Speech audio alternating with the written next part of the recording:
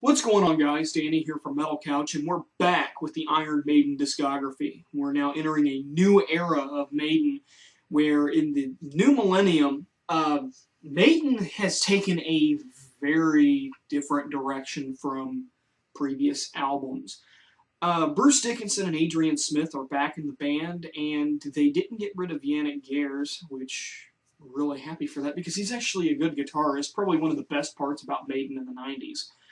Um, Brave New World was an album that when I first listened to it, I didn't like it too much. There were tracks on there that I didn't like the majority of the songs, and going through this discography and listening to every album again, save the albums from the 90s, I really don't want to ever hear those again.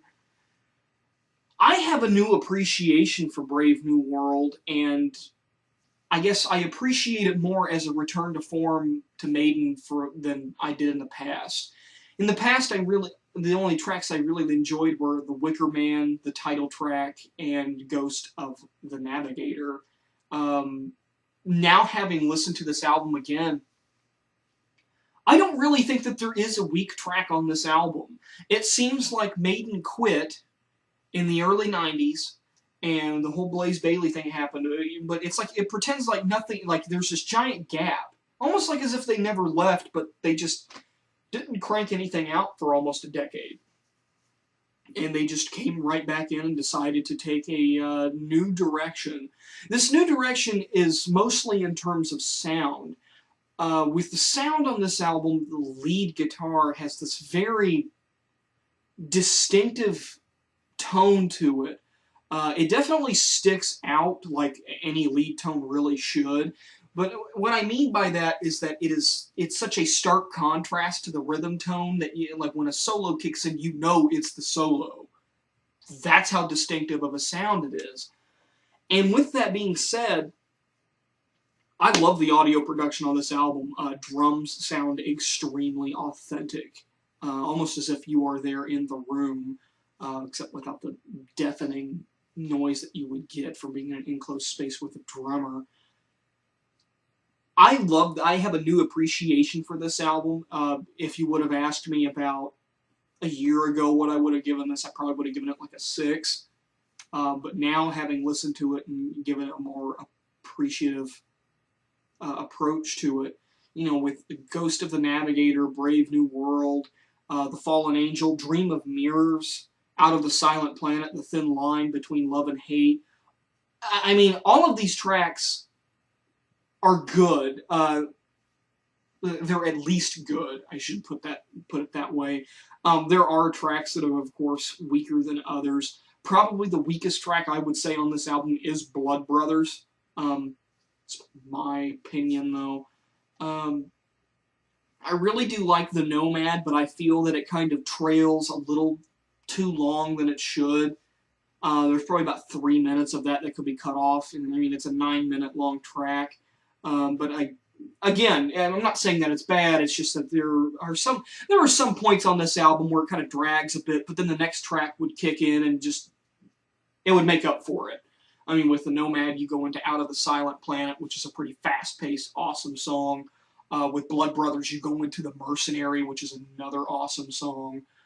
Dream of Mirrors starts out strong, but kind of goes soft a little bit, which really, unlike Infinite Dreams, which I sort of despise, Dream of Mirrors is a really good track and shows that Maiden they can pull back for a little bit and do a little bit of a softer sound instead of being all out galloping or assault on your ears. With Brave New World, it ushers in a new era of Iron Maiden, almost a new style, really. This is where I see a lot of the fans in the U.S. start to become divided, and I understand why Maiden don't tour too often in the States, because I see this a lot with Maiden fans in the United States, and I don't understand it. It seems like in the U.S., Maiden fans really only want to see the classic stuff, and I do like the classic stuff a lot. But I also like to hear some of their new things, like when The Final Frontier came out, and I was looking at the track listings for the tours and stuff like that, and I found the lack of dates in the U.S. I understand why Maiden don't want to come to the US because there are so many fans over here that just shit on their new material, and I don't know why. I mean, it's not like classic Maiden, but that doesn't mean it isn't good. I don't know, maybe the 90s was so sour to US fans that they just don't want to have anything to do with them anymore, and only want to hear classic material. Um, with all of that being said, I love the new Maiden. I love it ever since they've come back from 2000. There are a few slip-ups in the road leading up to the present, but we'll tackle those later. If I had to give a grade for Brave New World, I'd give it a 9 out of 10. It's an excellent album. I recommend buying it, listening to it. It's a great album. But for some odd reason, if you don't have the money to buy it and you have Spotify, I noticed this when I went back to try to listen to it. Spotify does not have the full album up. Apparently, in the United States, we only have licenses to a few tracks from some of the new Maiden albums. For example, from Brave New World, we on Spotify, apparently we only have the rights to The Wicker Man, Blood Brothers, and Out of the Silent Planet. So I recommend going on YouTube if you don't have the money to pick up this album, because you can listen to the full album on there, of course. 9 out of 10, really like this album. Next album, I'm definitely going to have to go back through and listen to again because I don't remember much from it, and that would be Dance of Death. And I have a good feeling about this one because it has one of my favorite Iron Maiden tracks on it. So, 9 out of 10 for me. Danny here from Metal Couch, signing off.